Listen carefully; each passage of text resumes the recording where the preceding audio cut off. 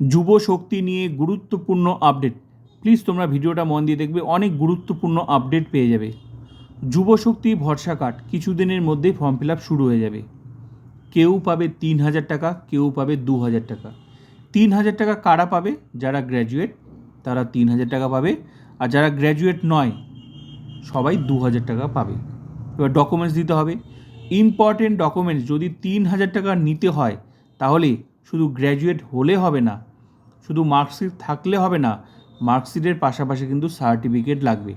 এবার তোমাদের প্রশ্ন হতে পারে কেন সার্টিফিকেট লাগবে?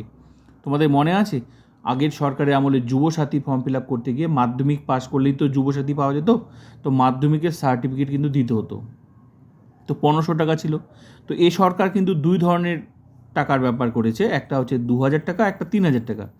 তো 3,000 টাকা নিতে গেলেও কিন্তু এবার আগের যা ডকুমেন্টস ছিল সেগুলোই লাগবে, শুধু এখানে এক্সট্রা কি যে এবার এই 3,000 টাকা নিতে গেলে তো এরও ডকুমেন্টস দেখাতে হবে, গ্র্যাজুয়েট তো হতে হবে, সঙ্গে কিন্তু সার্টিফিকেটও লাগবে। নোটিশ নেই, সরকারি নোটিশ নেই, কিন্তু যখন দেবে, যখন ফর্ম ফিল আপ শুরু হবে তখন তো ওখানে লেখাই থাকবে কী কী ডকুমেন্টস লাগবে। তো তখন যদি বলে যে এই সময় সার্টিফিকেট লাগবে, তখন কিন্তু তোমরা তুলতে পারবে না। কারণ এই যে সার্টিফিকেটটা, এটা কিন্তু সময় লাগে, সময়ের ব্যাপার আছে। কলেজে যেতে হবে, দরকার পড়লে ইউনিভার্সিটিতেও তুলতে হতে পারে, অ্যাপ্লাই করতে হবে, অনেক ব্যাপার আছে। এই সার্টিফিকেট কিন্তু সঙ্গে সঙ্গে পাওয়া যায় না। তাই আমি সবাইকে বলছি, যারা 3,000 টাকা, যারা গ্র্যাজুয়েট, যদি তোমাদের মনে হয় যে না আমি 3,000 টাকা নিতে চাই, তাহলে কিন্তু তোমাদের হাতে যদি সময় থাকে তাহলে তোমরা অবশ্যই যত তাড়াতাড়ি তোমরা পারবে সার্টিফিকেটটা কলেজ থেকে, দরকার পড়লে ইউনিভার্সিটি থেকে তুলে নিতে হবে। সার্টিফিকেট কিন্তু লাগবে। যেমন মাধ্যমিক পাস করে যুবসাথী পাওয়া গিয়েছিল 1,500 টাকা, তো সেখানেও তো সার্টিফিকেট দিতে হয়েছিল। তো এখানেও সেম ডকুমেন্টস, তো যারা 2,000 টাকা নেবে তাদেরকেও সার্টিফিকেট দিতে হবে।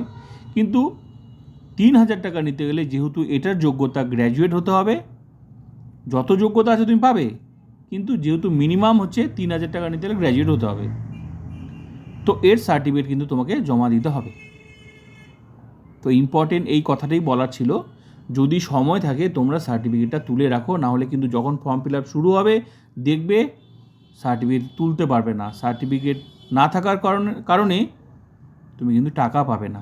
যদিও বলা নেই, কিন্তু আমার মনে হচ্ছে সার্টিফিকেট বলবে। যেভাবে মাধ্যমিকের সার্টিফিকেট লেগেছিল এই 1,500 টাকা তুলতে, এখানেও লাগবে 2,000 টাকা, যারা নেবে তাদেরও সার্টিফিকেট জমা দিতে হবে, মাধ্যমিকের সার্টিফিকেট জমা দিতে হবে। ঠিক তেমনি 3,000 টাকা নিতে গেলে কিন্তু এখানেও গ্র্যাজুয়েট শুধু হলে হবে না, মার্কশিটের পাশাপাশি সার্টিফিকেটও লাগবে। তাই তোমরা যার যদি মার্কশিট না থাকে তো মার্কশিটটাও তুলে রাখো, সার্টিফিকেটও তুলে রাখো, এটুকুই বলার ছিল। আর ডকুমেন্টস বলতে কি, যেগুলো ডকুমেন্টস আগে ওই সরকারের আমলে যে যুবসাথী নেওয়ার সময় যে ডকুমেন্টসগুলো লেগেছিলো সেই সেম ডকুমেন্টস লাগবে। তবে একটা জিনিস মনে রাখতে হবে, যেহেতু এটা টাকাটা ডিবিটি লিঙ্কের মাধ্যমে আসবে, তো অবশ্যই সেই লিঙ্কটা করা আছে কি না, আধার মোবাইল সংযোগ আছে কি না, ব্যাংকের সাথে সংযোগ আছে কি না, এই বিষয়গুলো তোমরা ক্লিয়ার করে নেবে, ঠিক আছে?